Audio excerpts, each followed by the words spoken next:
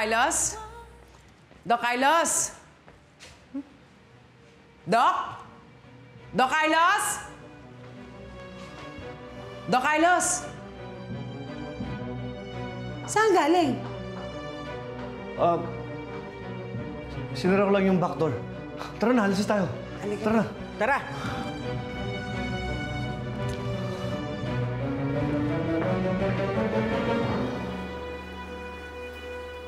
Doktora?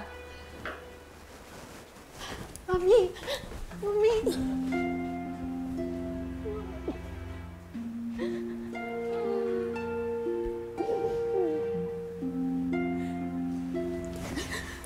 Mami, akala ko nakatakas ka.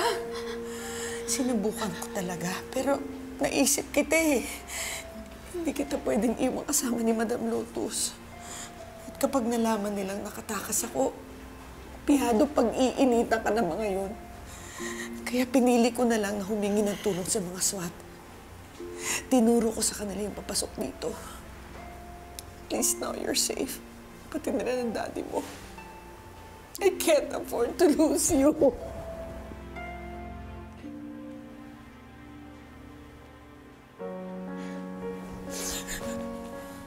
Akala ko iniwan mo na ako eh. Akala ko wala ka nang paki sa akin. Paano mo naman masasabi yun? Alam mo namang mahal na mahal kita eh.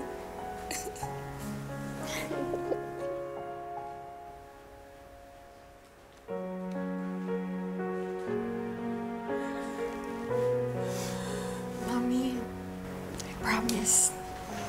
Gagawin ko lahat para makalabas ka dito. Okay? And I know one day, magkakasama tayo ulit.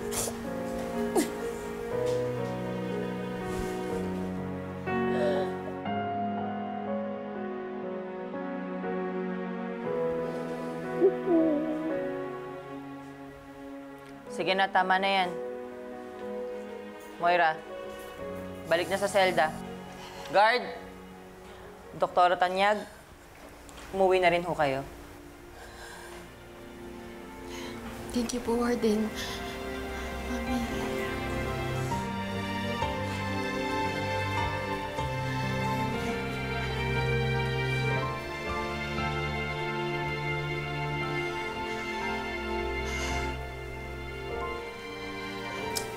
Salamat naman at natapos itong kaguluhan to. Ayun, si Madam Lotus tsaka mga kasama niya nasa Bartolina. Si Mildred naman nasa infirmary. Buti na lang at may nag-aasikaso sa kanya doon. Eh, Jingay, hindi naman tayo maliligtas kung di nagpapasok ng SWAT eh. Diba? May tumulong sa mga pulis? Siguro, hindi naman sila basta-basta makakapasok, diba? Kung sino man siya, salamat sa kanya. Kaya lang, malalagot siya kay Madam Lotus. Hindi pa palagpasin ni Madam Lotus yan. Kaawaan siya ng Diyos.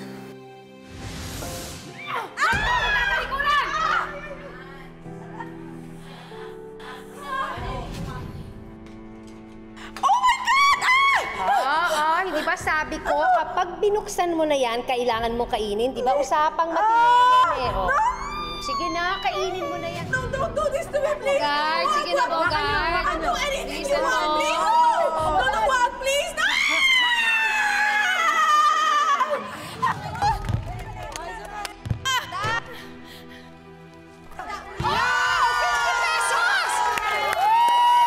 Nice one!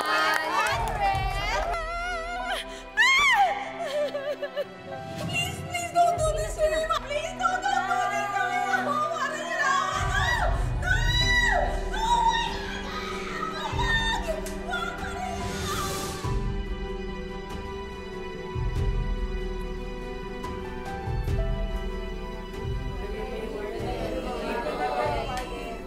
Good evening.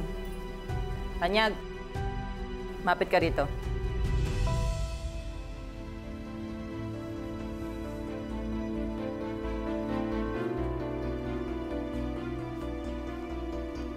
Sumunod ka sa akin. Buksan mo, labas niya yan.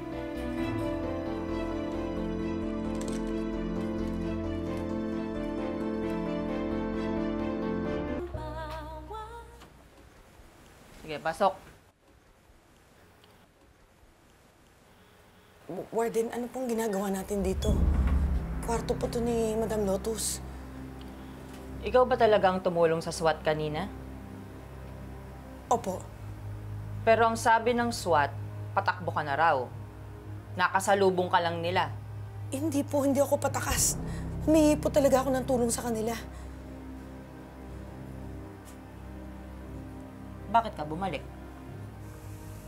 Pwedeng-pwede ka namang tumakas na. Naisip ko po kasi yung anak ko dito eh. Pwede siyang mapahamak dito sa city jail, kina Madam Lotus. Warden, mahal na mahal ko po yung anak ko. Kaya ko i-give up lahat para sa kanya, kahit pakalayaan ko.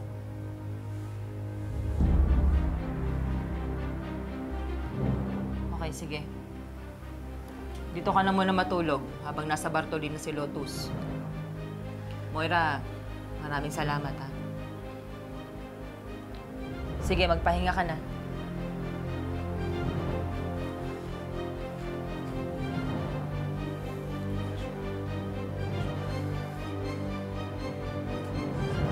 Warden, baka pwede pong hindi na natin paalam na akong nagsumbong sa SWAT.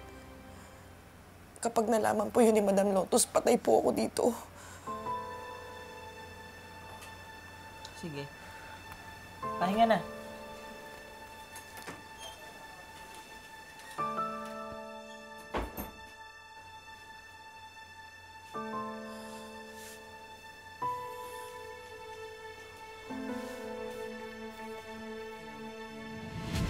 Kung sino man siya, salamat sa kanya. Kaya lang, malalagot siya kay Madam Lotus. Hindi pa palagpasin ni Madam Lotus yan.